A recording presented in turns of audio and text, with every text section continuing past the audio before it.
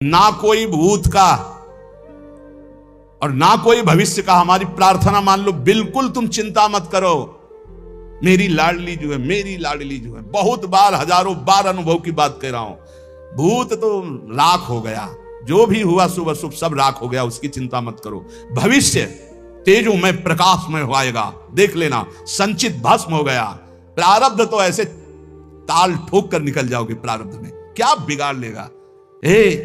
अभी रस नहीं आया राधा नाम का, इसलिए थोड़ा सा जुकाम बुखार ये वो कष्ट हुआ, अनुकूलता प्रतिकूलता ही ढेर हो जाते हो। नहीं, कैसे तुम्हें बताया? तुम्हें समझ में नहीं आ रहा?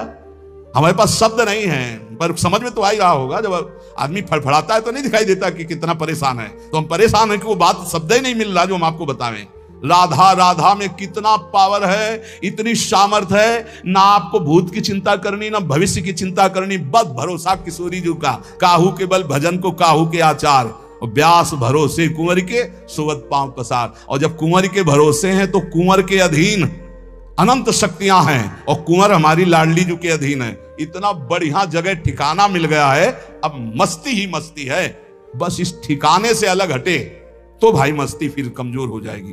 ठिकाने में रहो। श्री राधा जुग चरण निवास, जबान में राधा नाम और हृदय में राधा किशोरी के गोरे चरणारविंद की ठसक। सब शास्त्रों का, सब संतों का एक ही मत है, संसार का विस्मरण और प्रभु का स्मरण। जो चतुर उपासक होता है, जब देखता है यहां रोकने वाले बहुत हैं, तो वो चलता नहीं है, वो दौड़ता है, भाग पड़ता है कि कहीं मैं फंस ना जाऊं। भागना क्या है? जैसा भोग आकर्षण उतना ही राधा राधा राधा राधा राधा। जैसे अंदर काम आदि की पीड़ा बढ़ रही, वैसे ही आहार पर संयम, वैसे ही अपने को एकांत सेवन में, वैसे ही प्रपंच से और विरति और वैराग्य। यह है दौड़ना। और जो शिथिल साधक होता है, बहुत समय हो गया, चलो ये खा लेते हैं, ये देख लेते हैं, ये छू लेते हैं, ये सूंघ लेते हैं, ये भोग लेते हैं, मनोरंजन में फंस जाता है। श्री श्यामा श्याम के प्रेम रस की प्राप्ति के लिए इतना तो समझ लो, एक बार चित्त को सब जगह से समेट कर प्रियाजू के चरणों में लगाना ही है। और लगाओगे कहां? कहां लगाने लायक है? सच्ची बानी है, ये बुद्धि भ्रष्ट है, इसलिए इसको अच्छा लगता है कुछ। क्या अच्छा लगता है? कोई बात बता दो कि क्या अच्छा लगता है? इतने सुंदर सुंदर पदार्थ खाओ, विष्ठा बन जाता है। इतना सुंदर सुंदर पेय पियो, लघुशंका बन जाता है। और शरीर भोग के लिए जो आकर्षण है, तो मलमूत्र के द्वार हैं। क्या है ऐसा, कहां है ऐसा त्रिभुवन में जिसके लिए हम श्यामा श्याम को भूल करके उन भोगों में चले जाएं? विचार करो, खुली बात है, विचार करो। आप कौन सा ऐसा सुख है जिसके लिए आप अंदर उत्सुक हो रहे हैं? श्यामा श्याम को त्याग कर उनके नाम रूप लीला धाम की विस्मृति करके भोगों में आकर्षित हो रहे हैं। यह कुसंग का फल होता है। जब हम कुसंग से प्रभावित हो जाते हैं तो हम भूल जाते हैं हम किस मार्ग के पथिक हैं, हमारा लक्ष्य क्या है। इसीलिए कुसंग का सर्वतोभावेन सावधानी पूर्वक त्याग करते रहना चाहिए। कल चर्चा हुई थी, जब साधक किसी कुसंगी अधर्मी का अन्न खा लेता है या उससे मित्रता करके उसका संभाषण आदि स्वीकार करता है या मानसिक चिंतन करने लगता है, ये बड़ा कुसंग है। वृत्ति का कुसंग, व्यक्ति का कुसंग, आहार का कुसंग, दृश्य का कुसंग, ये हमें मार्ग से भ्रष्ट कर देता है। बहुत सावधान। अभक्त संगो देहोत्थो वाचिको मानसस तथा त्रिविधोपि परित्याजो भक्ति कामनाय बुधई। जिसे विशुद्ध प्रेम लक्षणा भक्ति की कामना है, ऐसे बुद्धिमान उपासक को चाहिए कि देहोत्थ शरीर से, वाचिको वाणी से, मानसस तथा मन से भी अभक्त का संग न करे, अभक्त की चर्चा भी ना करे। अरे वो अमुक ऐसा, बिल्कुल नहीं। चर्चा होने लगे कान में अंगुली डाल लो। अभक्त की चर्चा सुनने मात्र से सुकृत नष्ट हो जाते हैं, मन मलिन हो जाता है। पर निंदा के सुने थे किए थे, दोनों बराबर हैं। आवत नहीं कछु हाथ, मूर्ख पर्वत पाप को ले चल अपने साथ। उपासक को चाहिए कि अभक्त पुरुष की वाणी से चर्चा भी ना करे। और ये बहुतायत है, जहां चार साधक बैठेंगे तो अपने में गुणाभिमान करके किसी साधक के न्यून आचरणों की चर्चा करने लगेंगे। ये बहुत हानिकारक है। परदोष दर्शन परदोष वार्ता इस साधक के साधन को चाट जाती है, उसको पता भी नहीं चलता और वो खाली होकर फिर विषयों का चिंतन करने लगता है। मन से भी उसका चिंतन न करे, अमुक जो है ऐसा ऐसा ऐसा कर रहा है, वो ऐसा उत्तम साधक ने, ऐसा क्यों? बोले नहीं है इसलिए चिंतन करे। तो तुमने क्रिया देखी, अंदर कारण तत्व तो नहीं देखा कि उसमें हमारा आराध्य देव बैठा हुआ है। ये क्रूरापि पापिनो न च सताम संभाष्य दृश्या से सर्वानुवस्ततया निरीक्ष परम स्वाराध्य बुद्धिर्मम। मेरे आराध्य देव वहां बैठे हुए हैं, बाहरी क्रियाएं तो हमको बाहरी क्रियाओं से कोई लेना देना नहीं। हम मन से चिंतन न करें, वाणी से चर्चा न करें और शरीर से संग न करें। खान पान तो कीजिए रसिक मंडली माही, जिनके और उपासना तहां उचित द्रुनाए। फिर वो तो अभक्त है, उसके संग खान पान हंसी मजाक बातचीत बैठना उठना ऐसा बिल्कुल नहीं। ये व्यक्ति और आजकल यंत्र है मोबाइल, इसमें भी जैसे संसार में गुण अवगुण युक्त सब कुछ है। जड़ चेतन गुण दोष में विश्व कीन करतार, संत हंस गुण गाय पे परिहरिवार विकार।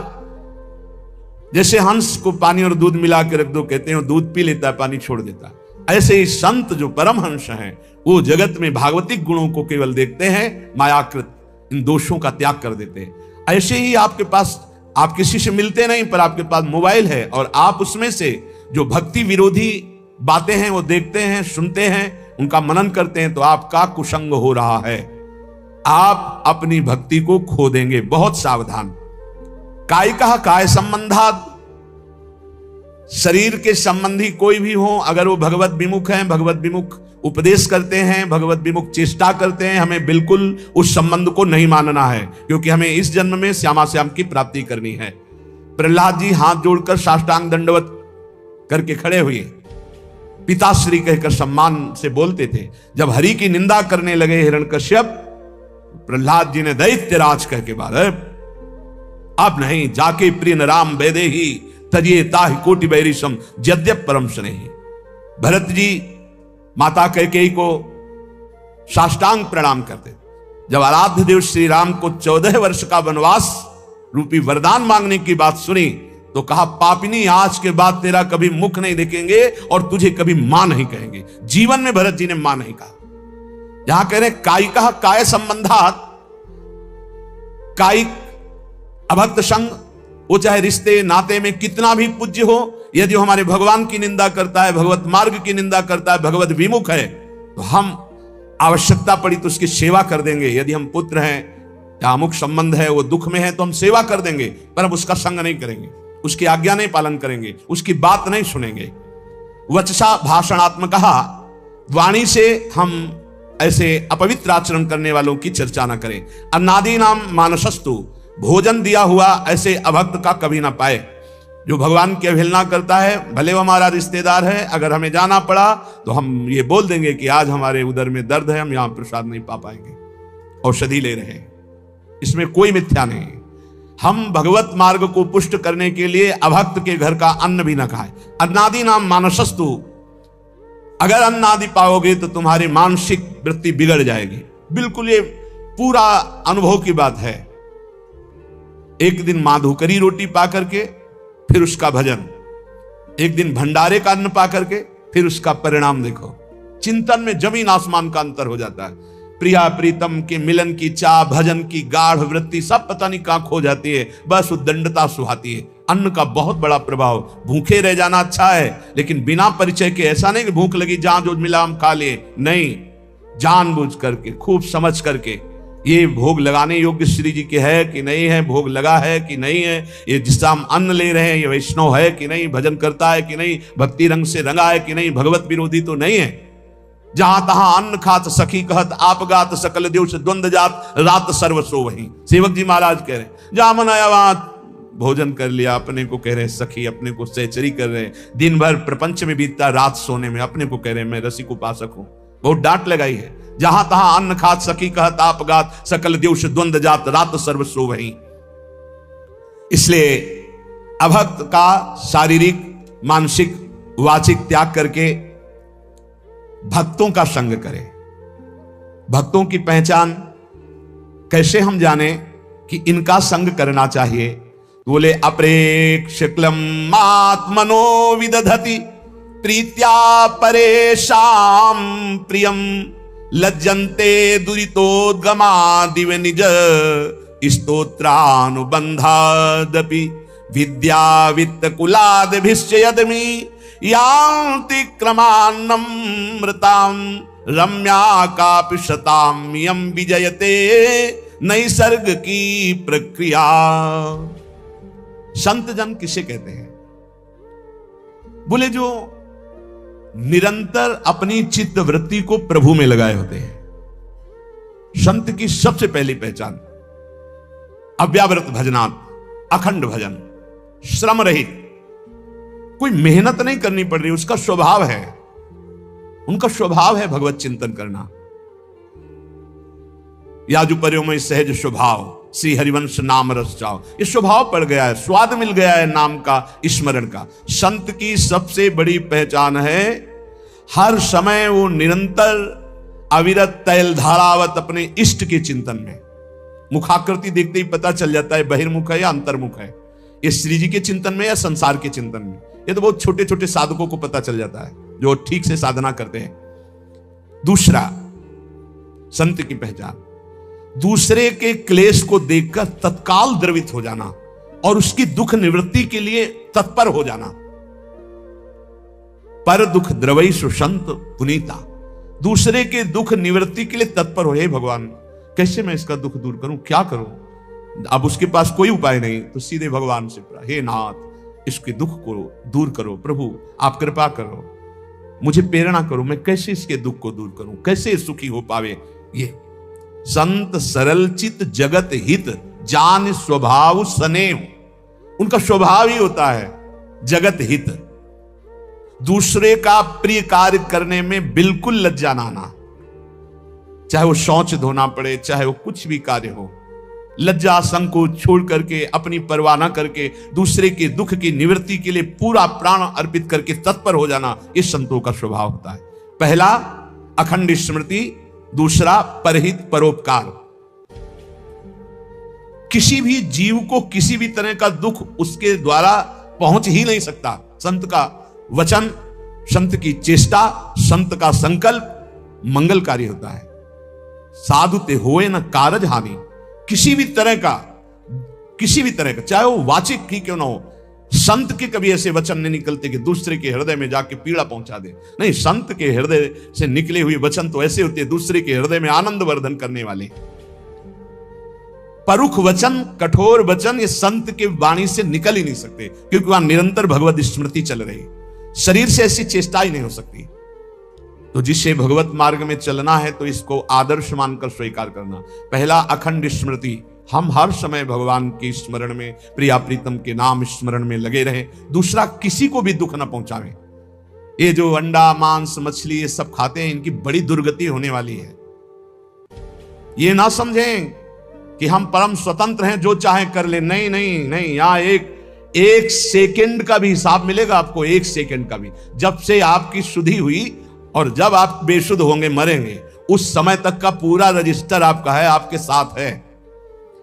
जय श्री हरिवंश नरक गति दुर्भर यम द्वारे कटियत नख छिके, एक छोटी सी क्रिया का भी हिसाब है।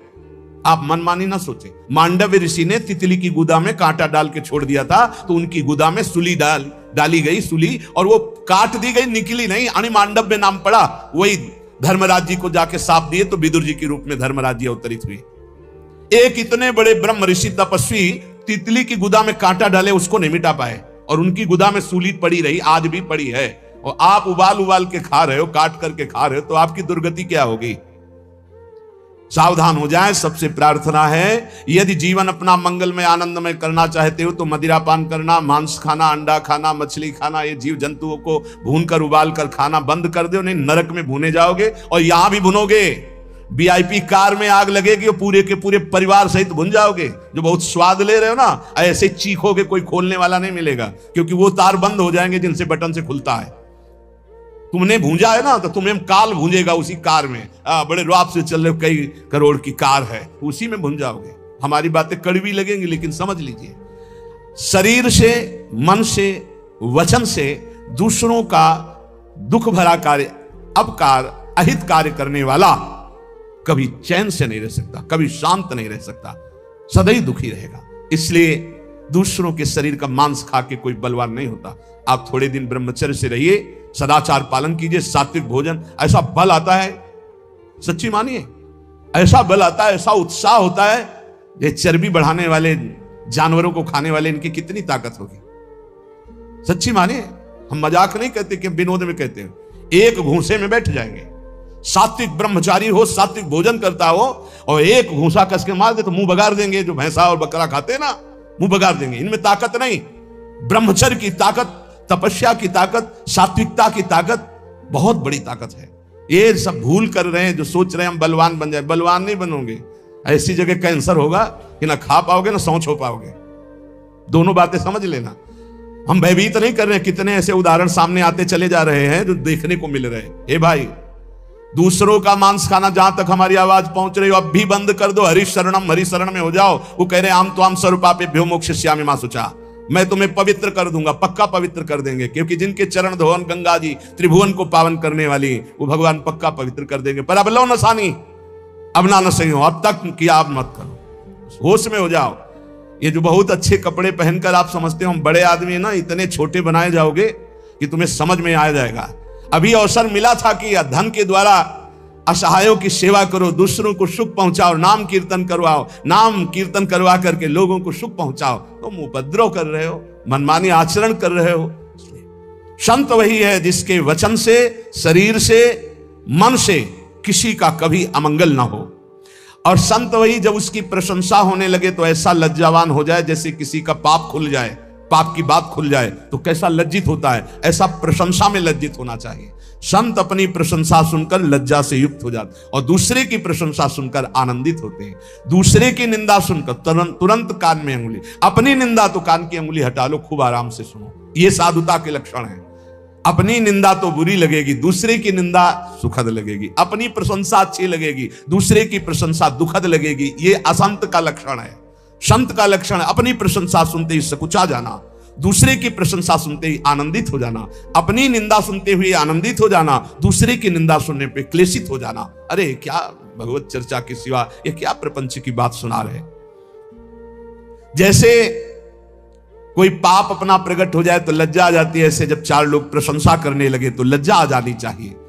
संत में विद्या का, तपस्या का, भजन का, संपत्ति का, कुलीनता का किंचन मात्र भी अभिमान नहीं होता। जो असंतों में बहुतायत होती है, थोड़ी विद्या तो अभिमान, थोड़ा धन तो अभिमान, अपार धन अपार विद्या ज्ञान समुद्र होते हुए भी वो दैन्य होते हैं। हमने देखा है, महापुरुषों को देखा है। काशी में देखा, पूज्य बक्सर वाले मामा जी का अग्र पूजा का सम्मान किया गया था। एक से एक विद्वान पूज्य मामा जी का पूजन, उनके विषय मामा जी सबसे पीछे बैठे रहे। जानकी जी को अपनी बहन मानते थे, इसलिए उनको सब जगत मामा कहते। जब वो बोलने को हुए तो दैन्यता की झड़ी लगा दी। तब लग रहा था कि हाँ, भगवान के भक्तों में दैन्यता कूट कूट के भरी होती है। अभिमान किंचन मात्र उत्पन्न न होने पावे, अधिकाधिक दैन्यता।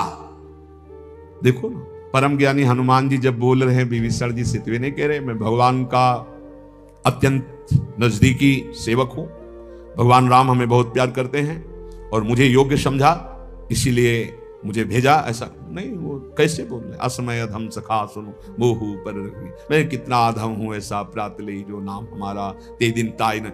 अद्भुत दैन्यता सबरी मैया के, अधम ते अधम अधम मति नारी तिन मामय मति मंद घारी। जहां देखो महापुरुषों में दैन्यता भरी हुई है। ये कोई बनावटी दैन्यता नहीं, वचन दैन्यता नहीं है, वो हृदय में ऐसा अनुभव होता है। ये साधुता कब आती है? असाधुओं का त्याग करे, साधुओं का संग करे, तो ये साधुता कब हृदय में आती है? बोले तुंडे तांडवनी रतिम वितनुते तुंडावली लब्धे कर्ण क्रोड कदम्बिनी घटयते कर्णार्बुदेभ्यास्पृहाम चेता प्रांगण संगिनी विजयते सर्वेन्द्रियाणाम कृतिम नो जाने जनिता कियद्भिरमृतै कृष्णेति वर्णद्वै। जिसकी जिह्वा में दो अक्षर राधा राधा कृष्ण कृष्ण ये हर समय चलता रहता है, सब सद्गुण आ जाएंगे। धन्यता आ जाएगी, अभिमान का नाश हो जाएगा, तत्वबोध हो जाएगा, भगवत प्रेम हो जाएगा, विश्वास मान लो, सब कुछ हो जाएगा। रोज चर्चा इस बात की होती है